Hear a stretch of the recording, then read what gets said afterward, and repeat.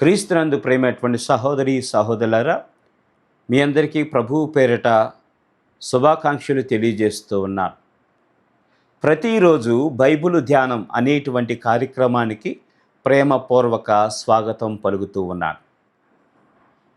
ప్రతిరోజు దేవుని వాక్యం మీ విశ్వాసాన్ని బలపరచాలని, మీ కుటుంబాలను ఆశీర్వాదకరంగా మార్చాలి అని అభిలాషిస్తూ కోరుకుంటూ ఉన్నాను. దేవుడు నీ పరిస్థితిని మార్చే ముందు నీ పాత్రను మారుస్తాడు. మొదటి పట్టణము ఆమోసు గ్రంథము 9వ అధ్యాయము 11వ వచనం నుండి 15వ వచనం వరకు. ప్రభు మీతో ఉండునుగాక, మీ ఆత్మతో ఉండునుగాక. పునీత మత్తయి గారు రాసిన సువిశేషములోని భాగము. ప్రభువ మీకు స్తుతి కలుగునుగాక. మత్తయి సువార్త 9వ అధ్యాయము 14వ వచనం నుండి 17వ వచనం వరకు. యోహాను శిష్యులు ప్రభువును సమీపించి, మేము పరిసయ్యులము కూడా తరచుగా ఉపవాసం ఉందుము గాని మీ శిష్యులు ఏనాడు ఉపవాసము ఉండరేలా అని ప్రభువును ప్రశ్నించిరి. పెండ్లి కుమారుడు ఉన్నంతకాలము పెండ్లికి వచ్చిన వారు ఎలా శోకింతురు? పెండ్లి కుమారుడు వారి వద్ద నుండి కొనుపోబడు దినములు వచ్చును, అప్పుడు వారు ఉపవాసము చేయుదురు. ప్రాతగుడ్డకు మాసిక వేయుటకు క్రొత్త గుడ్డను ఎవడు ఉపయోగించును? అట్లు ఉపయోగించిన క్రొత్త గుడ్డ కృంగుట వలన ఆ ప్రాతగుడ్డ మరింత చినిగిపోవును. కొత్త ద్రాక్షారసమును పాత తిత్తులలో ఎవరు పోయుదురు? అట్లు పోసిన ఎడల అవి పిగులును, ఆ ద్రాక్షారసము నేలపాలగును, తిత్తులు నాశనమగును. అందువలన క్రొత్త ద్రాక్షారసమును క్రొత్త తిత్తులలో పోయిదురు, అప్పుడు ఆ రెండును చెడిపోకుండును అని యేసు ప్రభు సమాధానమసగెను. ఇది క్రీస్తుని సువిశేషము. క్రీస్తువ మీకు స్తుతి మహిమ కలుగునుగాక. క్రీస్తు ప్రభునందు ప్రియమైనటువంటి సహోదరి సహోదరులారా, మీ అందరికీ కూడా ఒక చిన్న ప్రశ్న. 5 లీటర్లను నీటిని 1 లీటర్ బాటిల్లో పాత్రలో పోయగలరా? లేదు. ఇక్కడ సమస్య నీటిలో లేదు, పాత్రలో ఉంది.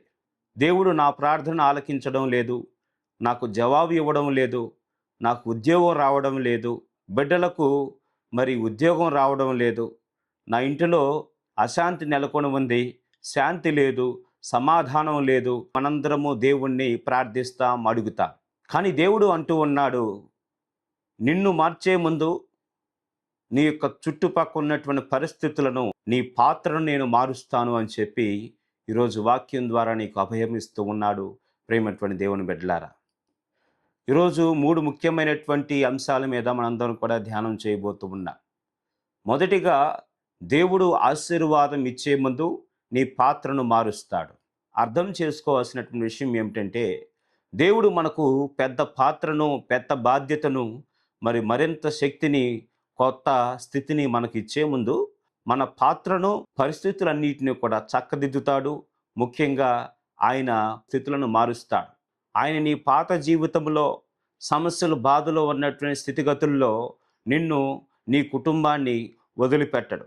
బహు కొత్తదైనటువంటి ప్రణాళికలను నీకు, నీ కుటుంబానికి దైవవాక్యం ద్వారా దేవుని యొక్క ఆశీర్వాదము ఎల్లప్పుడూ దొరుకుతుంది.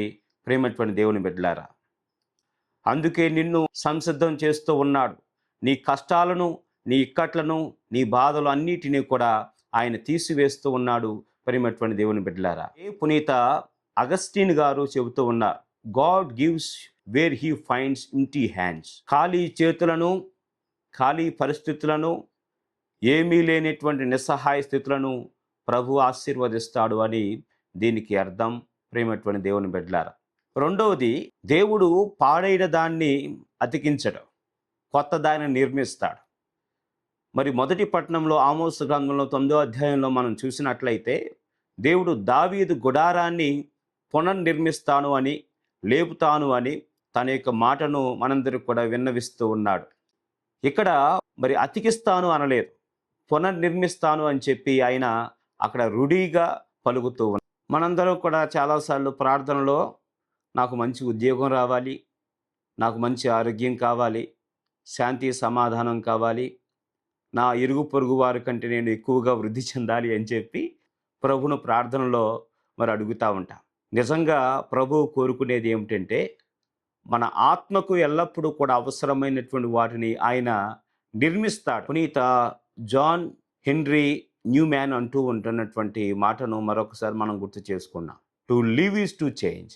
అందుకే ప్రభు ఏమంటూ ఉన్నాడు అంటే, నీవు మారడానికి నేను ఒక గొప్ప పాత్రను సంసిద్ధపరపబోతూ ఉన్నాను. అందుకే చక్కగా నీ పాత్రను పొంగి పొర్లే విధంగా నేను ఆశీర్వదిస్తాను అని చెప్పి ఆయన మనకు వాగ్దానం చేస్తూ ఉన్నాడు. ప్రేమైనటువంటి దేవుని బిడ్డలారా, మూడవది, దేవుడు నీ ప్రార్థనను ఆలకించడం లేదు అని నీకు అనిపించినప్పుడు ఆయన నిన్ను నిజంగా సంసిద్ధపరుస్తూ ఉన్నాడు. చాలాసార్లు మన ప్రార్థనలో చెబుతూ ఉంటాం, అడుగుతూ ఉంటాం, కోరుతూ ఉంటాం. ఏమిటి అంటే, మనం మా ప్రార్థన చేసినప్పుడు నాకు జవాబు రావడం లేదండి, నేను చేసేటువంటి ప్రార్థనలో నిలకడ లేకపోతూ ఉంది, నేను చేసేటువంటి ప్రార్థన ఫలించడం లేదు అని చెప్పి చాలాసార్లు మనందరం కూడా వాపోతూ ఉంటాం, లేదా బాధగా మన ప్రార్థనను తగ్గించడానికి ప్రయత్నం చేస్తాం. ఈ స్థితులలో దేవుడు ప్రార్థనలో నీకు ఆలస్యంగా జవాబు ఇవ్వచ్చు, కానీ తప్పనిసరిగా నీ పాత్రను మార్చబోతూ ఉన్నాడు, నీ పరిస్థితిని మార్చబోతూ ఉన్నాడు, నీ స్థితిగతులను మార్చబోతూ ఉన్నాడు. ప్రేమైనటువంటి దేవుని బిడ్డలారా, చిన్న పిల్లలకు మనం కారు తాళాలు ఇవ్వం.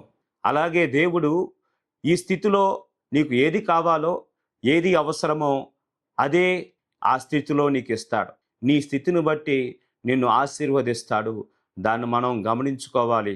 అంతేగాని ఈ స్థితిలో నాకు కావాల్సింది దేవుడు ఇవ్వలేదు, నేను కోరుకున్నది ఇవ్వలేదు అని చెప్పి ఎప్పుడు కూడా బాధపడకూడదు, ప్రలోభపడకూడదు. ప్రియమైనటువంటి దేవుని బిడ్డలారా, మనం మోయగలిగినటువంటి స్థితికి ఎదిగిన తర్వాత దేవుడు ఆ బాధ్యతలను, ఆ ఆశీర్వాదాలను మనకు అందజేస్తాడు.